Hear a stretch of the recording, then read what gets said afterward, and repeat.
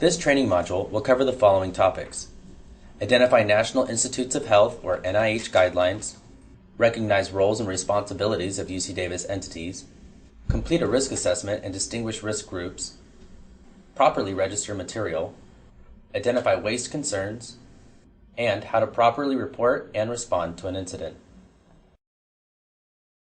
UC Davis researchers need a general understanding of materials that are overseen by the Biosafety Office.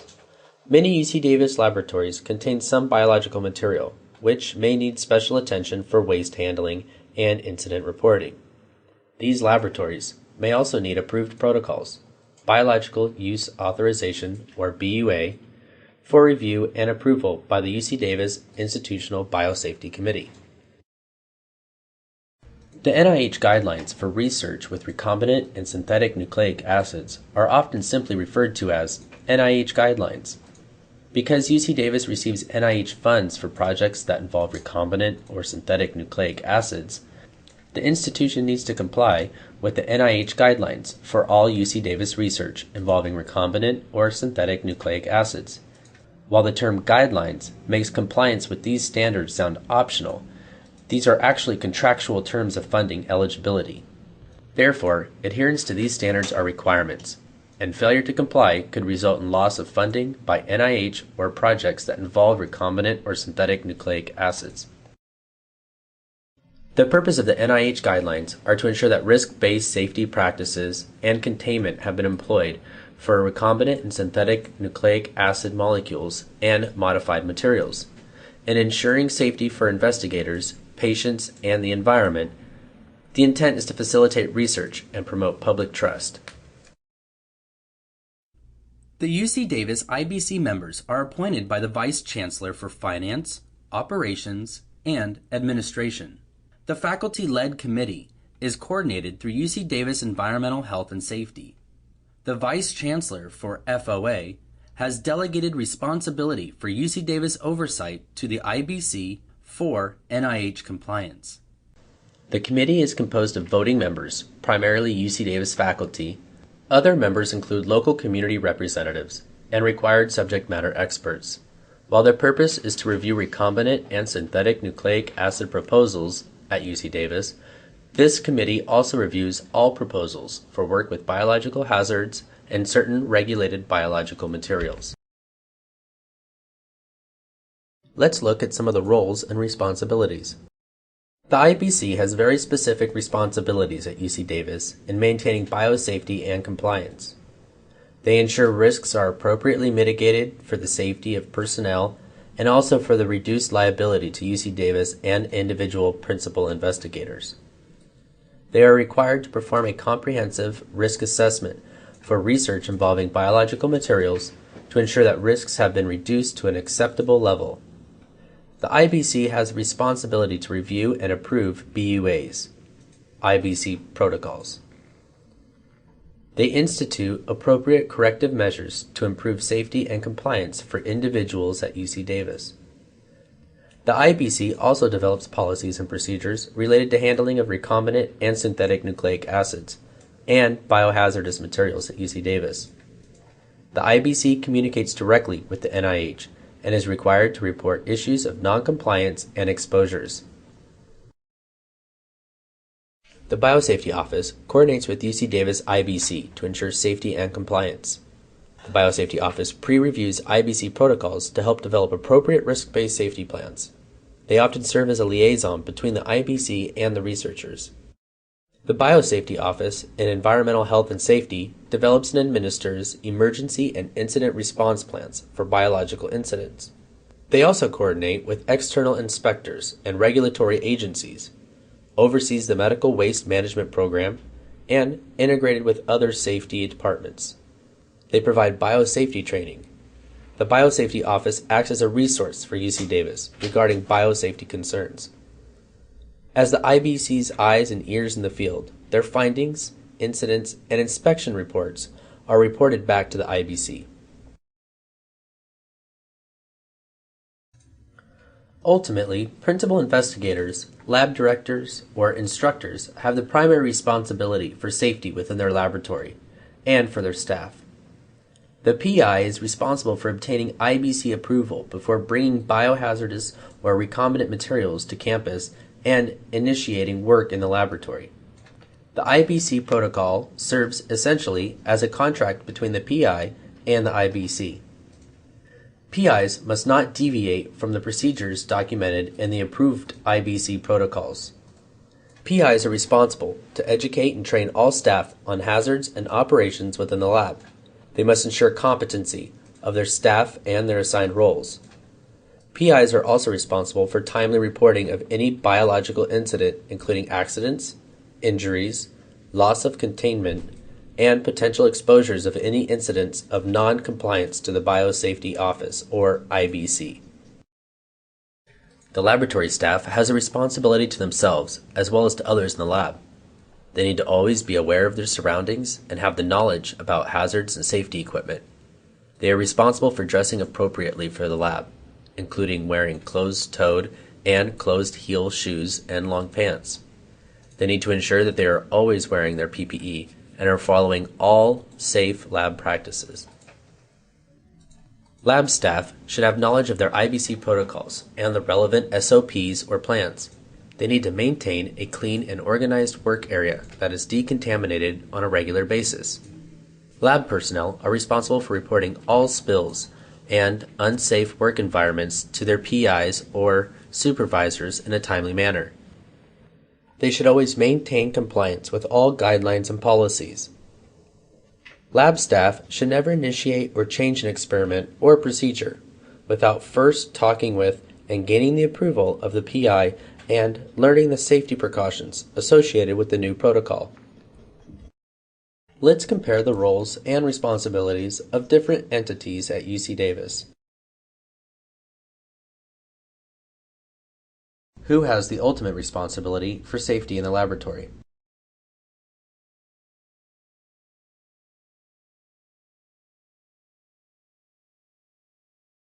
Let's talk a little bit about risk assessment. Risk assessment is the cornerstone of biosafety. It is a method to weigh the potential of an event to occur and the consequence if the event were to happen. The first step of the risk assessment is to identify the agents and hazards that you'll be working with during your experiments. The risk assessment evaluates the potential for the exposure to occur and the consequences of that exposure. This allows the development of a plan to mitigate risk and to decrease the likelihood and consequences of an exposure through controlled measures. The PI is responsible for doing an initial risk assessment and submitting amendments which are reviewed by the IBC.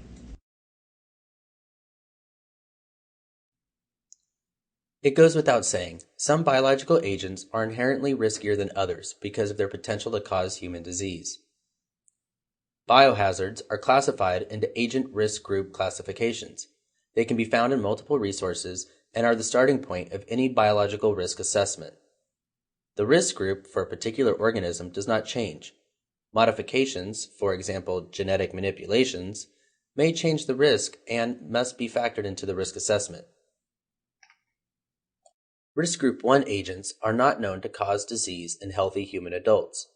It is important to note that this is not taking into consideration the elderly, youth, or immune-compromised populations.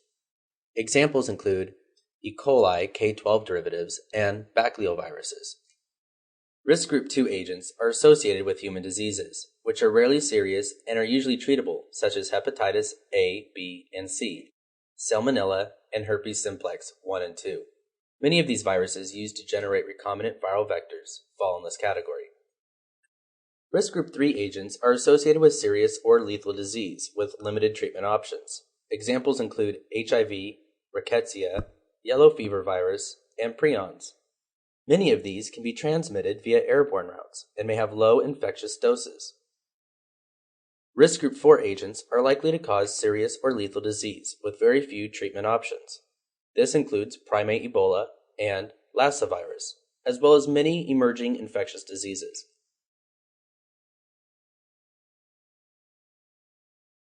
Procedures must be evaluated during a risk assessment. Operations may potentially increase the risk of exposure. This includes the use of sharps or aerosols, splash, or spray generating procedures.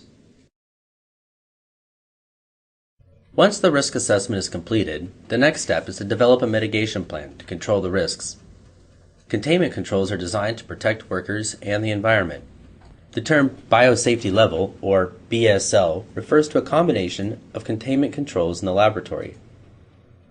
This is always achieved with a combination of facilities, equipment, and practices. Both facilities and equipment are designed to physically isolate hazards from people, but these must always be used in conjunction with safe practices. Remember, every risk mitigation plan is unique to the specific lab, agent, and procedures used. There are 4 biosafety levels with progressively increasing levels of control. As risk increases, the facility, equipment, and practice controls must also increase. Any biological lab must comply with at least the BSL-1 standards. This includes the lab must be easily sanitized, for instance, no cloth chairs.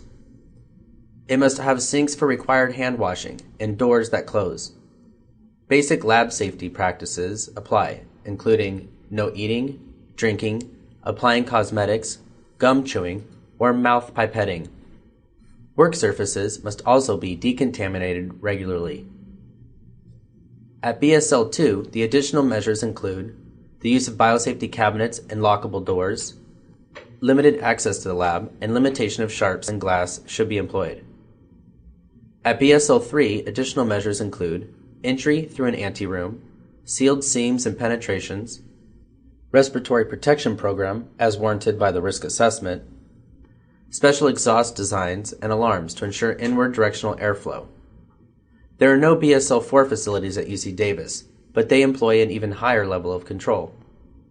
For further details on the containment standards, please refer to the NIH guidelines or the CDC NIH publication BMBL. The risk group of an agent does not change, but the BSL changes based on the risk assessment.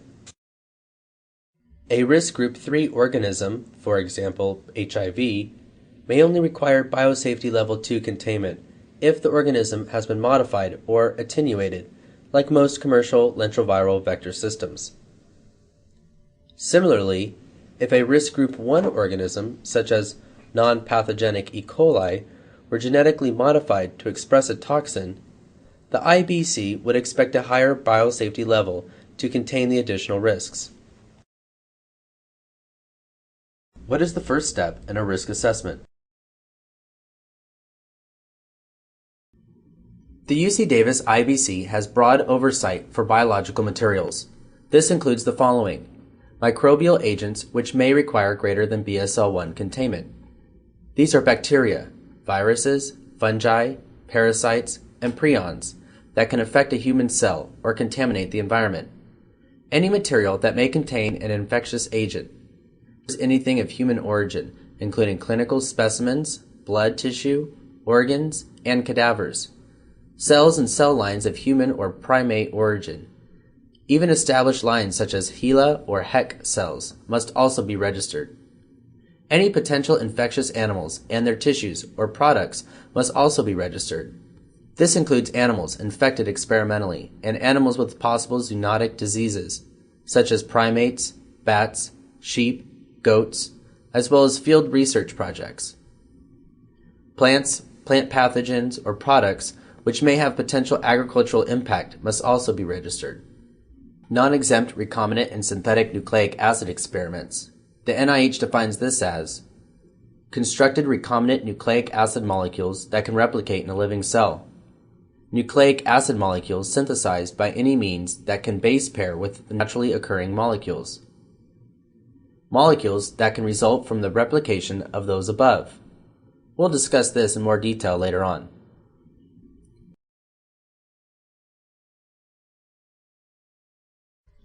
Other situations that require IBC registration include shipping or transporting biological materials. This includes using commercial vendors or transportation on public roads. All select agent or toxin work or storage requires IBC registration. These are specific microorganisms and toxins which require stringent oversight because of the federal regulations. The select toxins are shown below, and a list of microorganisms is available at the following link. Violation of select agent laws can result in personal fines and imprisonment. The NIH requires oversight of these activities involving recombinant and synthetic nucleic acids. They define 6 categories of experiments based on perceived risks. The amount of oversight increases based on these risks. All experiments in Section 3F are exempt from the NIH guidelines and do not require IBC registration. Experiments in 3A through E are often referred to as non-exempt and require IBC registration or authorization, usually prior to initiation of the experiment. The IBC is obligated to report to NIH any initiation of non-exempt experiment without the proper authorization. All experiments in sections A through C require external NIH review or approval. Let's look at them more closely. Section A describes the deliberate transfer of drug resistance into microorganisms to create strains resistant to treatments. Section B relates to cloning of toxin molecules. Any cloned toxin with LD50 less than 100 microgram per kilogram will require NIH registration or approval. Section C discusses human gene transfer or gene therapy experiments. Deliberate transfer of recombinant or synthetic nucleic acids into people has strict review and reporting requirements, also described in Appendix M. Most recombinant and synthetic nucleic acid research falls into Section D through F. Those in D and E require approval or registration with the UC Davis IBC prior to initiation of the experiment. Section D describes experiments that typically require BSL-2 or higher containment, including cloning regions of risk group 2, 3, and 4 pathogens, including most recombinant viral vector systems, creation of genetically engineered non-rodent animals, including fruit flies, zebrafish, worms, and other animals, creation of genetically engineered rodents by breeding or more traditional transgenic or knockout procedures which require more than a BSL-1 containment, introduction of recombinant or synthetic nucleic acids into animals, introduction of toxic or exotic recombinant or synthetic nucleic acids into plants or plant pathogens with potential environmental impacts. Any large-scale cultures of recombinant materials defined as greater than 10 liters. Section E experiments generally require BSL-1 containment. These include creation of genetically engineered rodents at BSL-1, creation of genetically engineered plants with low ecological impact, and work with less than 2/3 of any eukaryotic viral genome with a helper virus. Keep in mind, this generally must be validated. Section F defines many low-risk experiments that are exempt. These include experiments that consist entirely of nucleic acids from its natural host or natural exchangers and several other specific exemptions.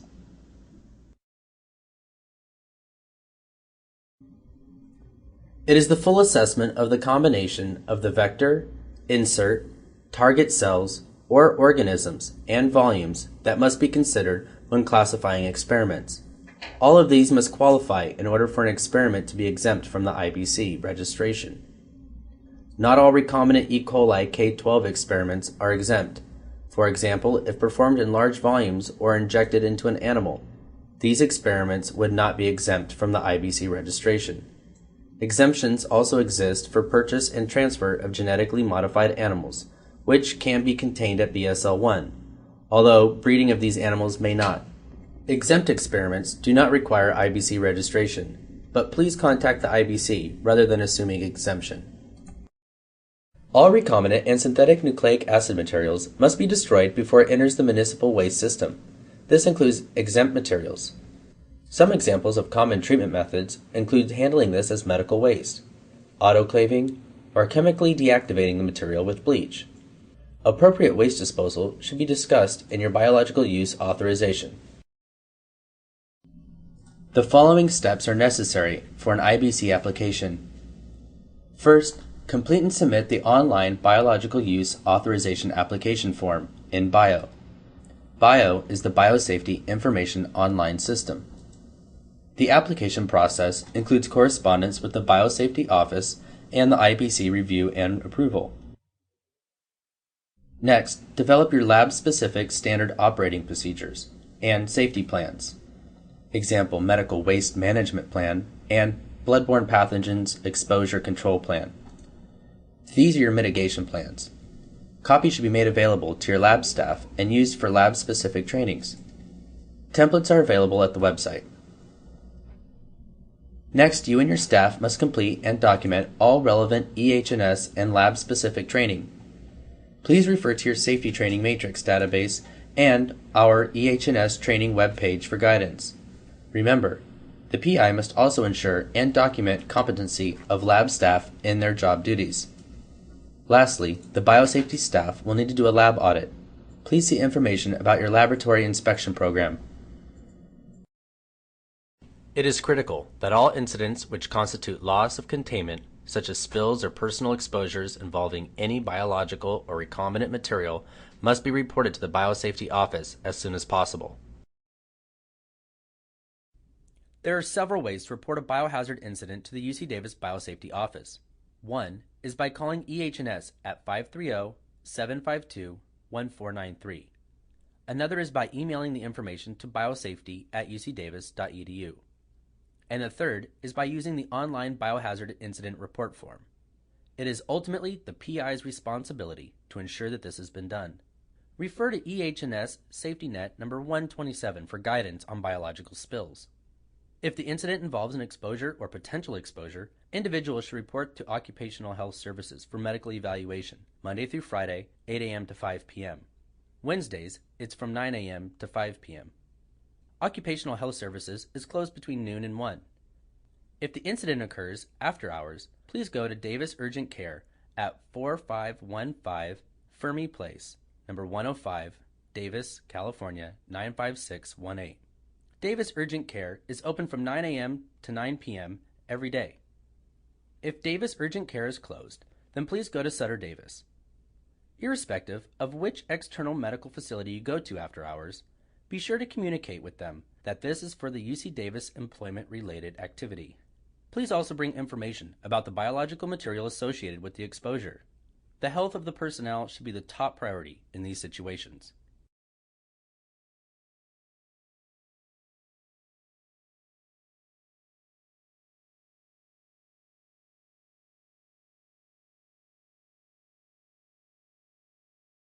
This concludes the IBC Compliance Training module. We hope that you have learned the following key points. Many biological experiments must have IBC authorization prior to initiation.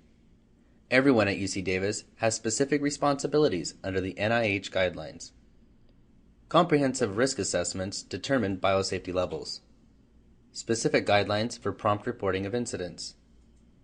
And waste handling needs to be addressed for all recombinant or synthetic materials. To complete this training, please click the Finish button.